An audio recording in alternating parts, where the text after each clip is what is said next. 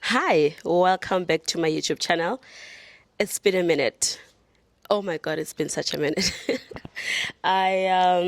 Stuff happened and I wanted to give you guys an update because I haven't been making any videos. I haven't been uploading consistently, and that's honestly because I have been going through it. So, you would have seen by the title, I have just been recently diagnosed with ADHD. If you watch my videos, you probably know that I've always said that I have ADHD. I've always believed that I have it ever since, I don't know, it's been years. And I always thought that ADHD just meant having attention issues because I couldn't focus for a long time. I was, well, still am hyperactive, and I always seek to do things that give me a dopamine rush.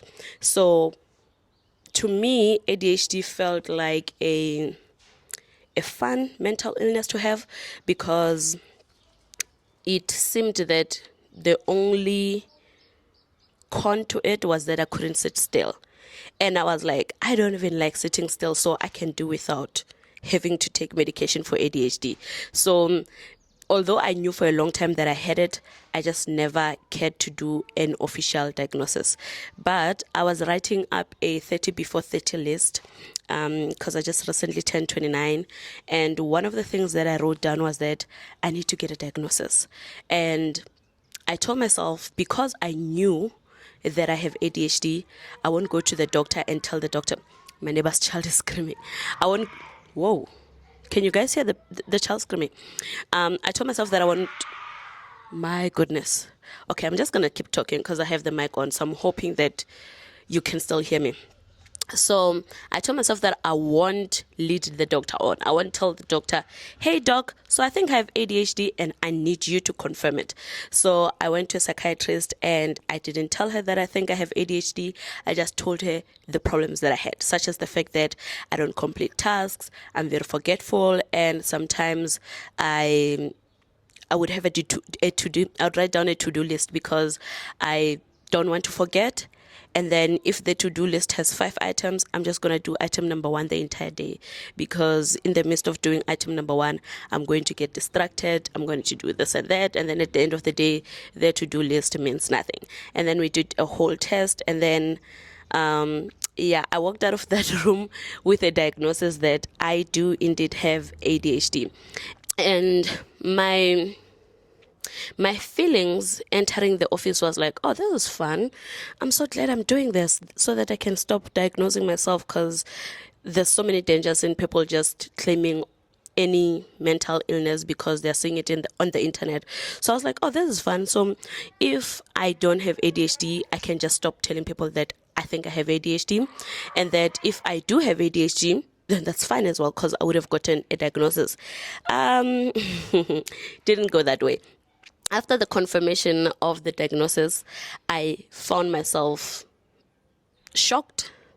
Okay, maybe shocked is not the right word. I found myself sad.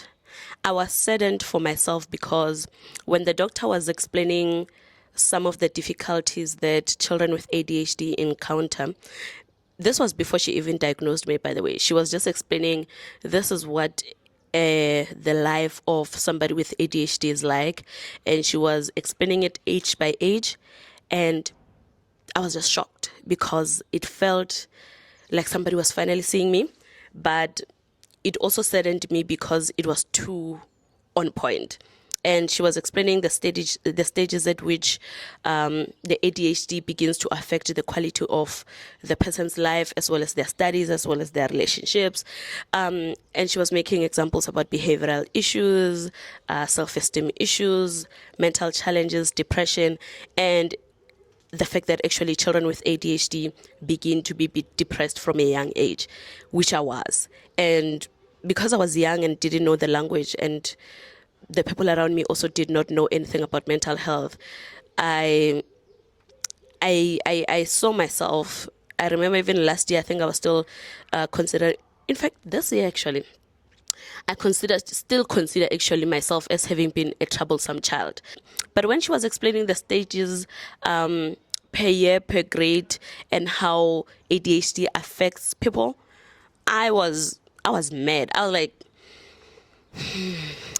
because I started to think of how differently my experience of my life would have been had I been diagnosed earlier. And then I started to think how differently my life now would have been had I had a different experience of my childhood, because I would have been medicated and receiving support for my ADHD. So I left the office with a heavy heart. I think I was grieving, and I called my friends, I called my partner, I called my family, and everyone knew, everybody knew. Maybe because I told them, some people also were telling me or asking me in my friend cycle, which was okay. Don't come in here and say my friends shouldn't have done that. It's okay. It's a thing that we do. When I called to say, hey, by the way, I just got diagnosed with ADHD, especially because most of them didn't know that I was seeing a psychiatrist that day. They're like, okay. And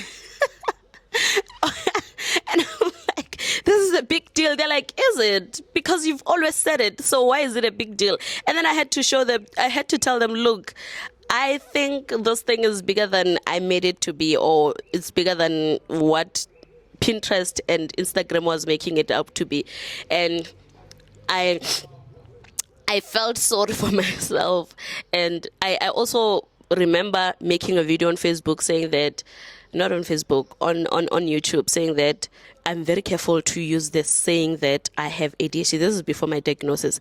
I was very careful to say that because, in fact, I wondered if I should have said it.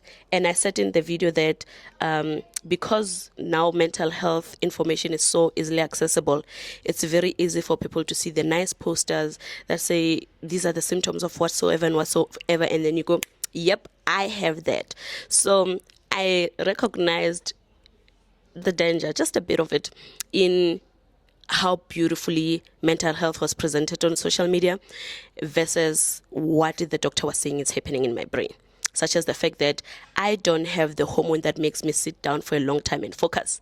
And because I don't have it, the hormone that produces energy and movement and activity is up there, meaning that's why I'm always hyperactive. So I was like, damn, stuff be happening in my brain. And then we had a chat with my friends and everyone around me that loves me. But my heart was still heavy. People around me were happy that I got a diagnosis and were happy that I finally got medication for it. But the feeling of heaviness and the grief of recognizing the ways in which I could have become had I been helped earlier was a difficult thing to grapple with. And then my grandfather passed away, he passes away a week after my diagnosis. And then he had been ill, and we'd been dealing with him being in hospital and all of that. And then we had to do the hospital, the funeral preparations. That took like 2 weeks. And then I think also it felt like everything was happening all at once, because also he was my last remaining grandparent. So I was just thinking no one will be left. Also because I've lost both my parents as well. I also was surprised. My grandfather was old, but I was also surprised at the amount of loss that I was encountering at such a young age. Because most of the time, people lose their parents at a later age. Maybe grandparents you can lose at this age or when you're younger, but people typically lose their parents at a later age. But I have already lost both parents, and I'd lost 3 grandparents, and he was the remaining one, and he'd also passed away. And for him, then it becomes worse because he also had 3 wives, all of whom had also already passed away. My brain could not compute. And then I had to do some school assignments. It felt, but I can admit that dealing with the death and my studies now is much easier than before I was on medication. So although I was shook and I was grieving and I was sad, I did not feel overwhelmed, which was a very normal feeling for me. I remember the first time I had taken the medication, I was traveling for 3 hours, and I had never once in that 3 hour drive picked up my phone to distract myself. I did not need that dopamine kick, and that was a surprise to me. It was relieving, but I was also saddened by that as well, because I was thinking to myself, "Oh, so this is what people without ADHD feel like." And when I go to bed, I don't have as many thoughts as I usually did. I don't. My brain, my doctor was explaining it as having ADHD is like having 50 tabs in your head be open all at once. And if you've got your laptop that has all of these things happening in the background, the laptop overheats. And that's how I would get this. I would get stimulated, overstimulated as well. So when I took the medication and finally the tabs were closed, I was like, it's very quiet in my head, because I would be talking to people before my medication, and then we'd be talking about something and I'd want to interrupt them, or we'd be talking about one thing and I'd be thinking about thing number 4, 5, 6, 7, 8. And then sometimes it was also difficult for people to catch up with me in conversations because I was just saying so many things at once. But because I was not finishing my thoughts and also finishing my conversations, I was also not having fulfilling or meaningful conversations with people. And also in terms of conflict as well, and just communication in general, I think it would affect me, or it did affect me, because my brain is always thinking of many things and saying, and I want to say them as I think them, or I want to write them down, or I want to have a conversation while on my phone, and da da da da. I imagine that made me a difficult person to communicate with as well. And I can't say that my communication has improved. I'm still procrastinating, which is a surprise. I thought that the medication would make me the most efficient person in the world. No, it doesn't. But it has made me less overwhelmed.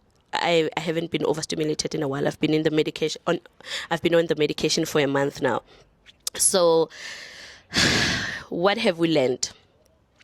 We've learned that the journey is long. She says that I was born with it, and that it was important that I got medication for it, because if it doesn't get treated, your children also get it, and they're likely going to get a stronger version of it. I don't know how to explain it, but if you don't treat it, your child's going to get it. I'm not going to say it's going to mutate in your child, because I don't want the doctors to be coming in here and saying, no, actually that's not the case. But if you suspect you have it, you probably should just get it treated. And something else that I've learned is that although I had liked the idea of having ADHD and had said that I do have it before my diagnosis, when she told okay, sorry about that, my camera overheated, so I had to move from the sun. I put it in the fridge, and then now we're in the shadows. So as I was still saying, before my diagnosis, I was fine with being known to have ADHD, and I thought that I had come to terms with having ADHD. And then she gave me the medication, and then I was like, how long will I be taking this? And she was like, the rest of your life. You were born with it. And I was all of a Sunday no longer fine with having ADHD, because what do you mean I have to take this medication for the rest of my life in order for me to be able to sit through meetings, and to be able to finish assignments, and to even be able to finish reading a book without pausing 50 million times, or my mind wandering? What do you mean? Why? And it saddened me that I would have to take the medication for the rest of my life, which is an odd thing, isn't it? Because if I had already accepted that I have ADHD, then the fact that I was getting help for ADHD for the rest of my life should have been a relief, but it wasn't. And I noticed my discomfort as well with having to admit to taking mental health medication for the rest of my life. Not in any negative way, but I think also I was just thinking that it's unfortunate that I've been this way, and that nothing other than being on medication is going to help. So yeah, and when I asked her if she was going to give me medication. She was like, "Yeah, we're gonna try different doses and we're gonna see which one works." And I was like, "Is this medication going to impede with my personality? Would I still be a funny person? Because I'm very funny, dog. You can't tell now because I'm emotional, but trust me, if you meet me in a social circle, you're gonna love me." And she was like, "Yeah, it shouldn't, it won't." So we'll see in due course, but it hasn't. But the first few days were interesting. The medication knocked me out cold, and then now I'm like, I'm an MVP. I understand everything there is to be about it, and yeah, I think we're okay. We're fine. And I'm gonna get a cake. I'm gonna celebrate the diagnosis, and then we're gonna have a nice little. Oh my word! The weather is against me today. We're gonna have a nice little chillus with my friends, and then they're gonna hug me. Did my friends hug me since? Oh yeah, I almost made this dramatic, but yeah, that's me. I had the most interesting couple of weeks, and I apologize that the videos have not been consistent, but I've just been attempting to grapple with a lot.